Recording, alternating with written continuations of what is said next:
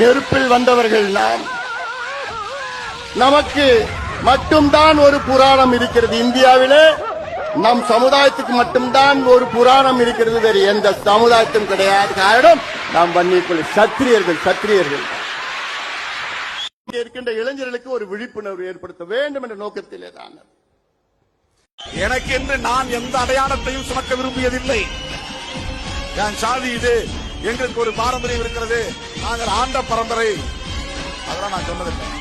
நாங்கள் அறிவு பரம்பரை.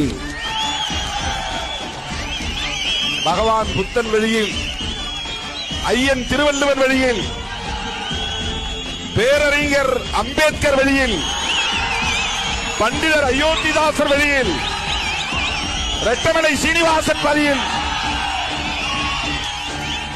அறிவுபூர்வமாக செயல்படக்கூடியது. எங்களுக்கு பாண்டிய மன்னனும் துணைக்கு தேவையில்லை, சேர மன்னனும் துணைக்கு தேவையில்லை, சோழ மன்னனும் துணைக்கு தேவையில்லை, அப்படி புஜம் உயர்த்திட்டு இருக்கிறவன் தேவையில்லை, வால் பிடிச்சிருக்க தேவையில்லை. நாங்களே எங்களுக்கு போதும். எவனோ ஒருத்தனை வாளோடும் வேலோடும் போட்டுட்டு அதை நான் எனக்கு பாதுகாப்பு கேட்டு என் கையே எனக்கு உதவி. நாங்களே எங்களுக்கு பாதுகாப்பு அரண்.